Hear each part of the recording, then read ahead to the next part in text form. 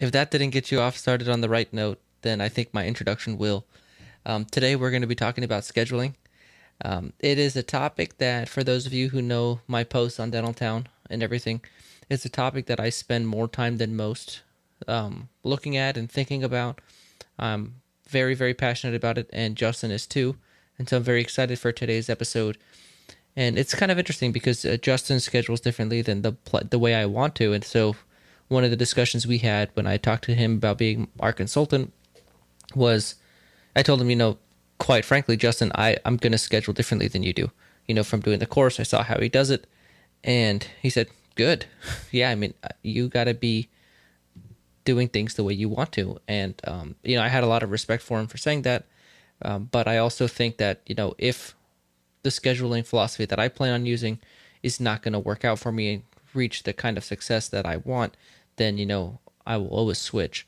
But I just, my intention is to go in using a more breakaway provider times pure format where Justin kind of combines multiple, including the provider time.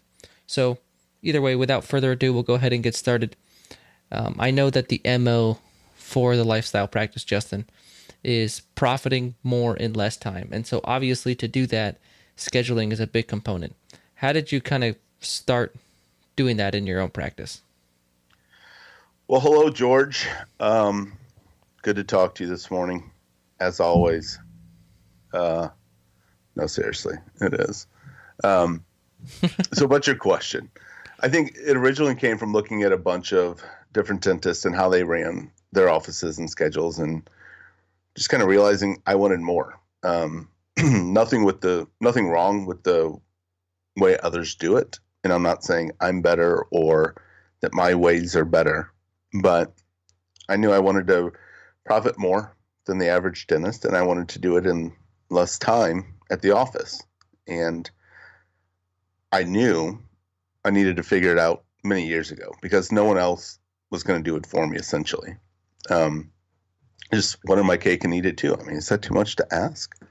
So as I began this process and was really examining my schedule, I realized I could do the same amount. It started by realizing I could do the same amount of work in less time at the office. If we pushed all the treatment we had on our 4.5 days into less time, I could still do the same amount of work just without the holes. For example, if you're working right now, if someone's working 4 days a week at 75% capacity, which I think is a pretty normal situation, you can condense your schedule and do that same amount of dentistry in 3 days a week without taking a pay cut and, often I think with cutting overhead a little bit. So most, not all, definitely not going to lump everybody into there, but I think a lot of the doctor's schedules I see are working 4 to 5 days a week with holes throughout their schedule, whether it be in hygiene or on their side of the schedule. To me, that's just wasting time in the office when you could be out doing something else. If you want to, maybe your goal is just, I'd say even if someone said, well, I want to get those holes filled, I'd be like, fine. But in the meantime, until you have that need, why not be at the office less? Do something else with your time, whether it be even more business related stuff or just things you want to do. So that's what I did.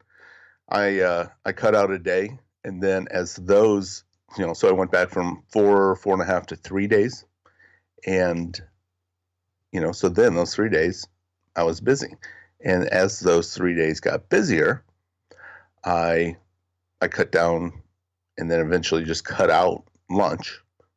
I always find time to eat between patients or something. I mean, I don't need to sit there for an hour and chill because that usually gets me out of my groove anyway. Then I learned to become faster and more efficient in those 3 days. And, production has increased all along the way over the years.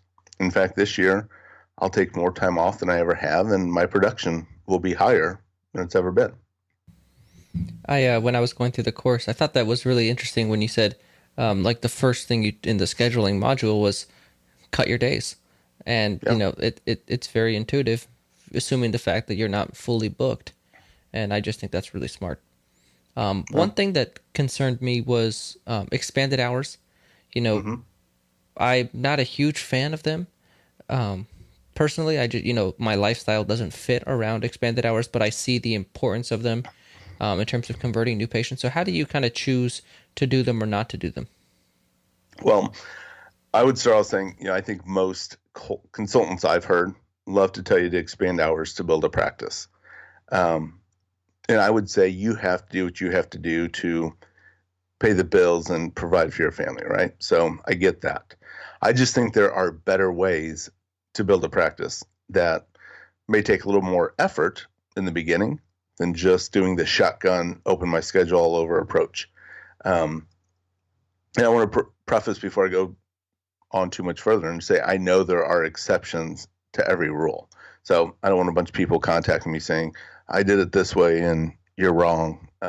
Like I get it, different strokes for different folks. But when you build your practice by working evenings and working Saturdays, then you end up with patients who choose you because of those hours.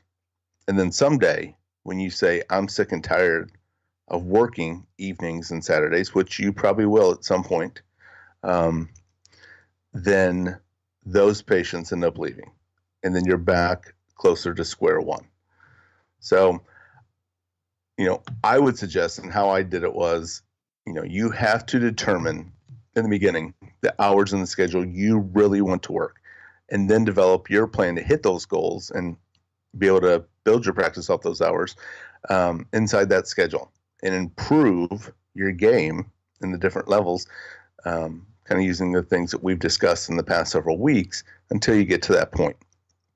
Now, personally, I didn't choose my hours right now by giving my patients a poll and asking them, when do you want me to be open?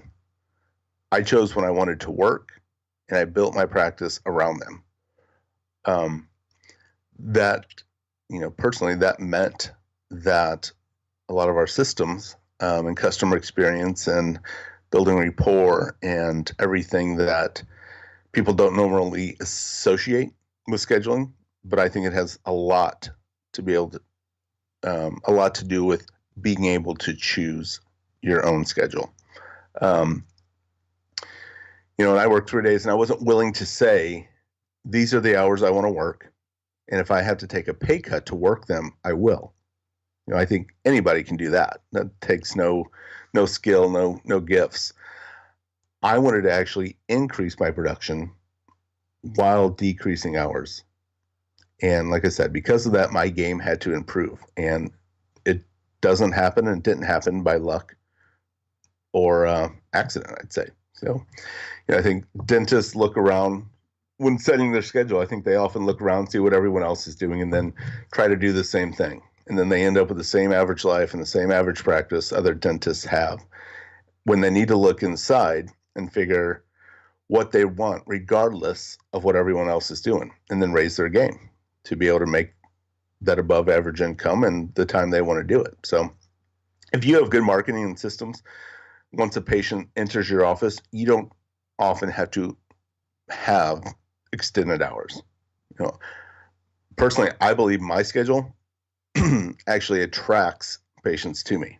They know I'm there 3 days a week, and I think in a lot of their minds, they're thinking, hey, this guy must be doing okay, or he must be decent if he only has to work 3 days a week. And then they also have to, when they notice that or realize that, they've also got to notice a difference in the overall culture in your office, which is something you have to take the lead on by utilizing the things we've talked about over the past several weeks. Culture is one thing in your office you cannot delegate. It has to come from you, or you'll end up with something you don't want. So, but let's be honest, you can't have crappy systems and a crappy culture and still work 2 to 3 days a week just because you want to, and then end up with an extraordinary life. It doesn't work. It has to come full circle with everything else. I really like what you're saying. And it kind of, for me and for a lot of our listeners who are buying practices from older doctors, it kind of is nice because they usually do the thing that you just talked about, where they accept a pay cut to work very convenient hours. And so, if we work with you early, we can keep those very convenient hours, but just ramp up the inside, culture and systems in our practices to really improve. So Yep. I think that's kind of nice for those of us who are going to acquire to do it that way. Yep. So can you tell us a little bit about your current schedule and how many team members you have? Sure, George. I currently have 5 teammates. Um, I knew you'd give me a hard time for sure. that. No, so I have 5 team members currently. For the first 6 years of my career, maybe even 7, I only had 3 team members, and 1 hygienist, 1 front desk, 1 assistant. And then there were several years of having 4, 2 hygienists, 1 assistant, 1 front desk. And then in June of 2016, just last year, I hired a 5th team member, which was my second assistant. So for the first 11 years, I only had 1 assistant. And I've worked 3 days a week for the past 10 years. And, for me personally, production topped out with 3 team members around 1.2-ish. With 4, we were starting to top out and plateau around 1.4. And with 5, we haven't plateaued yet. So we'll see where that goes. Currently I work Monday, 9 to 6, Tuesday, 9 to 6, Wednesday, 9 to 5. And then my team works 9 to 3 on Thursdays. Okay, Justin, and I'm curious, something that I've been interested in is the effect of adding staff. A lot of us, like on our Facebook group, there was a comment about having 1 assistant, and then, people desiring 2. Can you talk about, when to, just the effect in production and how to ensure that a staff member's hire is worth it? Yeah, so that's, I think this is probably not necessarily but definitely one of the biggest issues I see when doctors contact me. Most dentists I see are overstaffed. They have more than they need. And when there's an issue,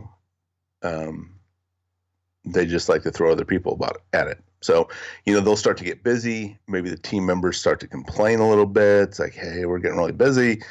So what's the dentist do instead of improving their game? Sit down and say, okay, where do you think you're busy? Where's the bottleneck? Let's look at this and see what can we do to increase our efficiency with the team members that we have. They'll just say, hey, let's hire somebody and throw that at the problem. So then you end up increasing your team overhead, which is the biggest expense that you have in your office. It's going to make the largest contribution to your overhead. And just, to me, it's not the way to go about it. So I've always, like, before I hired something, I'm not going to lie, I don't have like a set, like, golden standard kind of like, okay, when this set of events happens, I know I need somebody else. What I did, kind of used as my benchmark in the office, going from 3 to 4 to 5. It's just, like I said, when I started to see we were plateaued, and I had looked at everything inside my office to say, okay, where could we become more efficient? What could I do better? How could I get better? How can my team get better? And we were still kind of hitting that wall month after month, and I was really having trouble getting over, a certain a benchmark in monthly production or something. Then I finally, and I had to do it for a while. It wasn't like the first month. And then I was like, okay, let's hire. Like, I'm talking 3-4 months of, okay, we've hit a wall here. And I know people will be like, well, you're losing money those 3 or 4 months. Like, no, I think I see a lot more doctors that lose money because you have too many people. So then I would do it. And then we would jump. Like, for instance, just because it's recent, I know the numbers, 2016. Last year our goal was 1.5, and we'll kind of go into that a little bit later. But I noticed we were consistently hitting a wall at that 125, 130 mark with the hours that I was working. I mean, if I wanted to, instead of hiring someone else, I could have just opened another day a week. To me, that wasn't an option. I didn't want to do it. I wasn't going to do it. So I watched things closely for a couple months and said, okay, really, where's our bottleneck? And it was because it was just me and one assistant doing 1.3 or 4 million dollars in dentistry, and that's a lot for just one assistant, one doctor. Um, so obviously, I figured out it was my assistants is where we did it, and so I hired a new assistant, and we immediately jumped that month. It was just like a spring had been let out. We hit like 155 that first month that we had hired a new assistant. So that told me, in my mind, that validated that was the right decision. Like that's where our capacity was being limited. But you've got to prove it. You've got to make things prove to you. You have to have some money, because having too many people, it's always easy to hire. It's tough for dentists to fire when they realize, you're right, I've got too many people. And I see that time after, I mean, we're talking several times a week. Dentists will contact me and we'll talk. I'll realize they have too many people. And that's tough.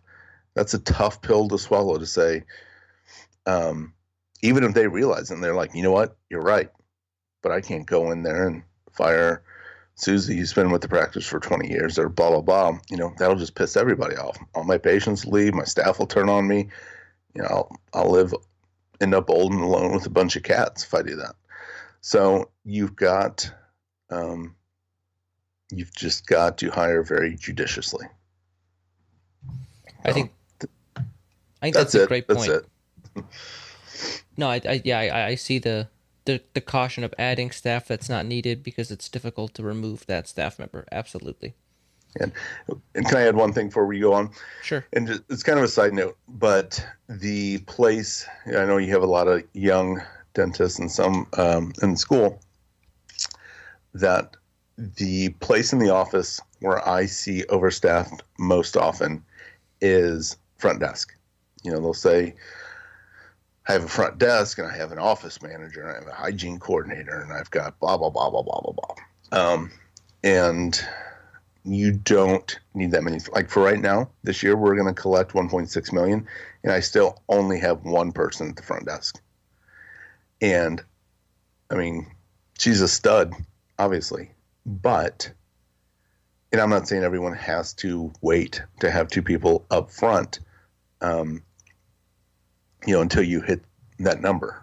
But if you're contacting me and saying we do 700, 800, 900, and I have two people up front, like, I'm going to tell you you're overstaffed. I'm not going to say I'm not going to work with you unless you go in there and fire them. But I mean, if you're serious about getting the overhead in check, which creates increased profit, which gives you more freedom and more choices, then you need to look. But it's hard when you have two people doing that job, and then let's say you even have the balls to let one of them go, which most dentists don't. Then that makes the other person feel like, oh, now I'm doing the job of two people, when really they were just splitting the job of one over two people. But that's not how they take it. If I, with my front desk, like, we know she works hard, we know she works efficiently, and she works good, but it's not like in her mind she's thinking I'm doing the job of two people, because it's always been our thing. You get what you tolerate, and I just act like it's no big deal. Like, hey, this is your job up here, and and she's always just figured it out, because she knows it would be a hard sell to me to come and ask me to hire somebody else. Like, I get it, and I'm watching for it. I'm not just like a slave driver. I think once we hit that 2 million mark or something, we'd have to be looking at someone up there to get her help. But I don't know, just a caution: hire very judiciously. Yeah, again, I think that's a great lesson to our listeners who are younger and potentially buying practices with very potentially overstaffed, understaffed. So it's good for them to assess it and be very cautious when adding. So one thing we talk about a lot with you because it's unique is vacation time.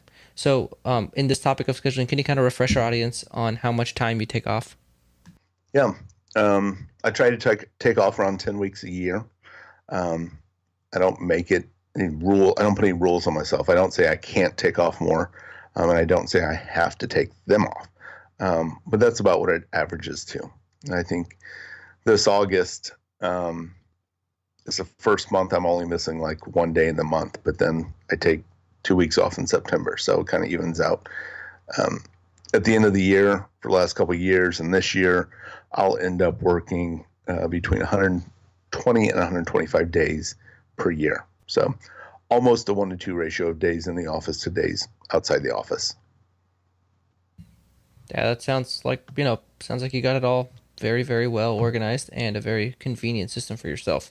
But I liked how you said your team was there from 9 to 3. Right. Can you talk about? I thought about having a day like this too, but what did they do on that day? Um, on Thursdays each week, my hygienist will see recalls under general supervision. They'll get caught up on any recalls that they need to, like getting people back in. They'll stock their rooms. They'll clean their rooms. They'll do whatever is needed. Assistants will do in-office whitening. They will do denture adjustments. They'll deliver the next set of clear liners for our clear correct patients. They'll clean the office. They'll stock their order. They'll call on accounts receivable, whatever needs to be done. And the front desk will do whatever they do. Basically deal with insurances, follow up with patients, predeterminations, accounts receivable, anything she needs to make sure we're ready to roll on that next Monday. Because when I'm there Monday through Wednesday, we don't have time to do all that stuff. We're cranking out dentistry so I can get in. We can crank out dentistry while I'm there, and then I'm out. And then they can do those kind of things. So as opposed to seeing it as like an added expense raising your team overhead, it actually allows your team to do what they do, with less team members because they have that extra day to catch up on all that stuff. Yeah. Okay. And then when you're on vacation, you take off quite a bit of time. How do you coordinate that with your staff? Good question. I get this question a lot. So on vacations, well, first, each of my team members, each of the 5 gals gets 4 weeks paid vacation. But they have to choose those 4 weeks out of the 10 that I take off, because we can't afford to have random people missing all the time. To perform at our best in the office and accomplish what I want to accomplish while I'm there, excuse me, we need everyone there when I'm there. Those weeks when I'm gone, they'll do more of the things I just listed on for the Thursdays. But, I'm not going to pretend like those weeks are super hard for them. They're not. But to me, you can't have the best people around and then tell them they have to take 6 weeks off unpaid each year. Like, that's not going to happen. It's one of those things where people may tell you you can do that, but in reality, it doesn't really work that way. And doctors usually freak out about this. And if you have an average office, you probably can't afford to do it this way. This is why, again, I had to figure it out, because, I know there are other offices doing it, but I hadn't seen a lot up until this point. It wasn't a very common schedule to have with no associates or anything in their practice. And most dentists think in order to have this type of schedule, you've got to have someone else in there. And I'm not saying, well, first off, you don't, obviously. But I don't want anybody to think I'm against associates. Like, that's not my thing. I'm fine with associates. I think they can be awesome. My thing is just realizing, like, you can think outside the box and showing dentists, like, you can have this type of schedule and still not have an associate. It's still possible. So that's kind of the angle I come from. But sorry, going back, I had to figure out and get things successful enough in the practice and the time that I'm there to be able to live life the way I wanted to, and have my schedule set up the way I wanted to. And there isn't always an easy answer for everything. Sometimes you have to create the answer, and that's how I felt I did it. And I still keep my team, even with this type of schedule, I still keep my team overhead locked in at 20%. And on that topic of keeping things productive while you're there, how do you schedule? I know that you do from the course. I know you kind of do a mixture of provider time, block scheduling, but how do you do it for our listener? Can you kind of talk about your scheduling? Yeah. Well, I'd say I'd use a bit of each of those. I take aspects of each of those, but I don't use either one in the pure sense. I'd say that most people understand them. I had a lot of influence from Bruce Baird of Productive Dentist Academy, and that is scheduling to goal. So, our daily goal, it has been for last year or so, 12,500 a day, and we just raised it to 13,000 a day of collectible production. This is based off our PPO fees. I think we've already covered this, but I don't put in our UCR fees and then have a huge write-off at the end of the day. So let's say our goal for the day is 12,500. What we do is we book each day until we have 12,500 on the schedule. Then once we have 12,500 on the schedule for that day, we start to book the next day until we have 12,500 on the schedule. And then when that is scheduled to goal, we move on to the next day and fill that with 12,500 until we're booked out about 5 to 6 days out to goal. And then we'll go back and start filling in any openings on the first day and so on. I don't do one of the ways that I think it differs from block scheduling, where you have the big blocks in the morning, and then, the afternoon's always filled with your piddly stuff, less productive stuff. I don't really care whether patients want to come in the morning or the afternoon. I just want them to choose our office, basically. When I tried block scheduling originally, this is one of the things that my first coach was big on at the time. Like, in reality, I didn't have big cases each day that wanted to come in at right at 8 a.m. and 11 a.m. To me, it just wasn't real life.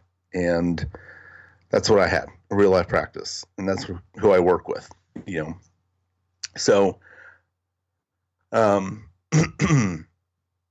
I had to figure it out again. And it came down to, I'm not going to tell somebody, oh, you need, $4,000 bridge. Sorry, I'm not going to do that in the afternoon for you. These are my big blocks here at 8 a.m. I know that doesn't work for you, but I think that's stupid. So for no production appointments, we'll plug them in on days where we're already booked to goal. So if I'm booked at 12:05 and I still have an hour here or half an hour there, that's when we'll throw in stuff with no production. But they're not going to be taking up time on a day where we're not scheduled to goal yet. We use some of the same principles as provider scheduling, but again, that's not how I block my schedule. And at the end of the day, that's not my focus, to have the perfect provider schedule. Hitting our goal for the day is my main focus when I'm at the office. That and treating my patients well. If I can do those two things, you can call my type of scheduling whatever you want. I don't really care. And I think when you schedule like this, when I know, okay, my schedule is going to be booked out 12/5 for the next 4 or 5 days, whatever, it gets rid of the ups and downs of day to day and month to month. I pretty much know on January 1st what we're going to produce for the year. And there's a lot of freedom in that. Last year in 2016, my goal for the year was 1.5 million.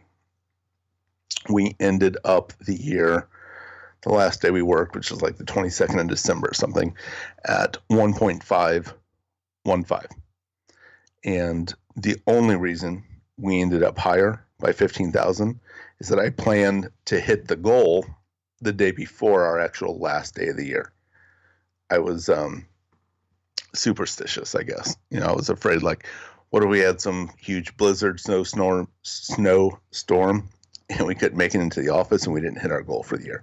So I wasn't going to leave it to chance. I wanted to make sure we hit it the day before, and then the very last day of the year would be gravy.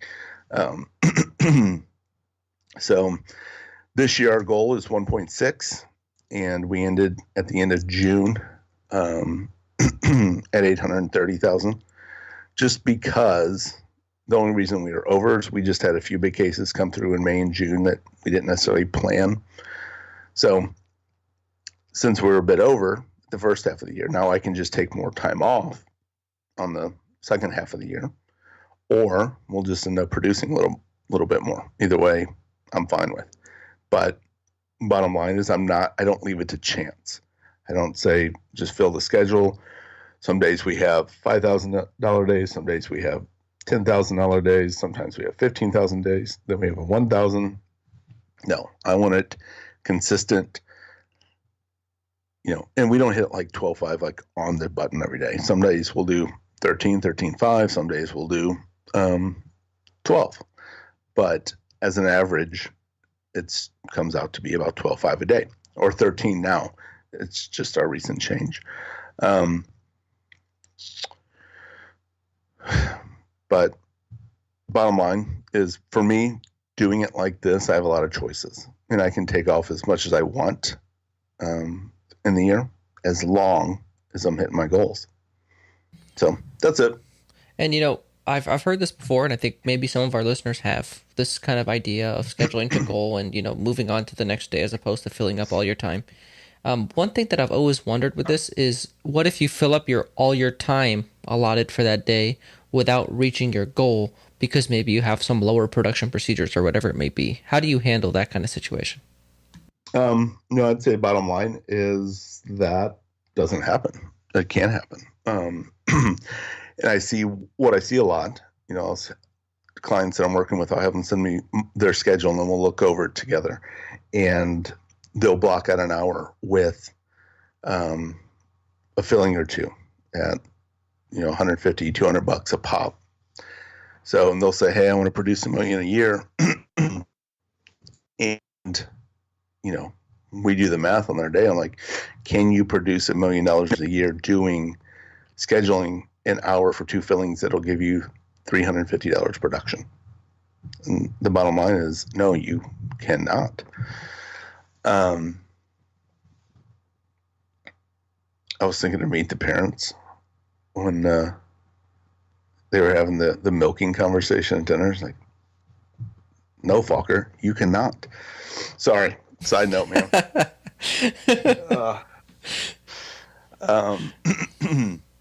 Sorry. So basically, no. I mean, you can't do that either. I mean, I'm not saying it's easy. Like, there's a perfect, easy answer on how to avoid that. But let's be honest, you can't hit big goals spending that much time. So you either have to be content with hitting a lower number, or you've got to get faster. You've got to get more efficient in your scheduling. So I don't care what it takes. And it's always different. And it's not the same answer for every doctor. It's something we look at. We go through their skills, we go through their schedule, we go through their number of team members, all that kind of stuff. And then we say, okay, this is how we make the leap from getting to this to this. But bottom line is, you're right. You cannot fill a bunch of low procedures in your schedule and hit bigger goals. So I don't have the exact answer for every scenario, but you're right. It won't happen that way. And, kind of on that same point, a lot of our listeners have been asking me, and even some future guests have been like, what is he doing? Like, what procedures are you doing to hit, $13,000 a day? It was a question on the Facebook group, what procedures, I think our audience should know exactly what your procedure mix is, and what you feel like your production is attributed to, as opposed to maybe what they may think it is. Right. Well, every patient in my office gets head to toe Botox, and I do facial reconstruction on every patient. So that really helps. Kidding, George. Kidding. I was going to add in, you forgot about the, the full crowns and maybe some ortho afterwards. Right. I do that on everybody. As long as, I usually start the process at about 6 years old. Uh, no. So great question. Obviously, this is probably always the next logical question. It was the same question I had for mentors that I had looking up to them. How the hell did you do this? Like my thing is like, fine, I get how to schedule my day to 12,500, but where the heck do I get that? And I think it really all flows together from what we've been talking about the past several weeks. Successful practices are built daily, not in a day. My goal didn't start out at 12,500 just because I wanted it to. And if I keep practicing, 12,500 will not be my end all be. Or, sorry, I always forget, like we just raised our goal just a few weeks ago to 13. So just bear with me. But it won't be my end all be all. I started out many years ago with a 3,000 daily goal. And then once I got good at hitting that, I moved up to a 5,000 daily goal. And once my skills improved and my efficiency improved, and my rapport building skills improved, and being able to see the treatment and talk to patients about treatment, then it went up to 7,500 and then 10,000. So it was a progression. And as our collective game inside the office increased, so did the goal. And it all flows together. Leadership, a well-trained team, being able to quickly and effectively build rapport, then the treatment planning and getting away from single tooth dentistry and maximizing each appointment you have and being able to see the dentistry that maybe you didn't see, or maybe you were watching it, or maybe you were just afraid to talk to patients about it because you're afraid if you told them they needed more than one crown, they'd split. But really, I'm mostly bread and butter. No one would come into my office and be like, dang, how does he do this crazy stuff? I average about a little bit less, actually, than 2 implants a month. I don't really do molar endo. Generally, I might sometimes do a lower first if the canals are, like an inch open and the roots are straight. I do a little clear correct in ortho, but that's all I do because I hate ortho. But our systems, from the time a patient calls our office on up, are tight. And they're intentional, and that's how we do it. That's how we get the treatment and enough treatment to do that. I'm happy. I think that was a perfect description of that. And I think, a lot of our listeners have probably been wondering that. So if you're still listening, 9 episodes in, there's your answer. There's probably nobody still listening. Yeah, it's just me and you. But the answer is there nonetheless. It's also in the Facebook group, so I guess people saw it there. But how do you come up with your daily goal? I think that's kind of, you talk about it increasing slowly. Where do you start? How do you figure that out? And then, how do you do that? Yeah. So basically with a lot of things in my life and my practice, I work backwards, always. At the beginning of the year, I decide what I want to produce for the year. I figure out how much time I want to take off, and then I go from there. For instance, this year, I planned 1.6 million.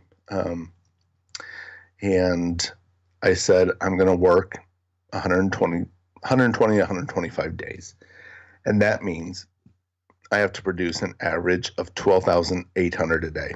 Every day I'm in the office. Then it's on me to make sure I'm treatment planning enough and talking to patients enough to be able to do that.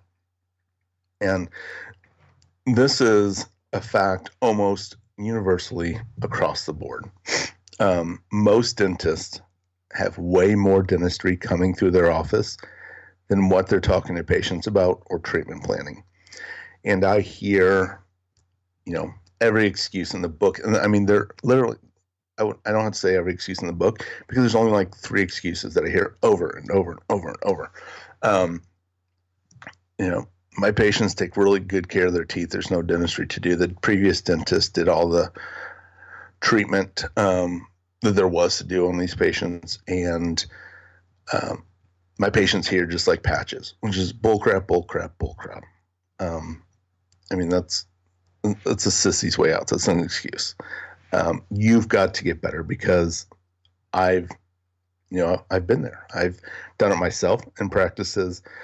When I went into my first practice, small town, the dentist kind of warned me. He's like, patients out here don't like crowns. They just want you to patch it so they can get in and get out. And you know what?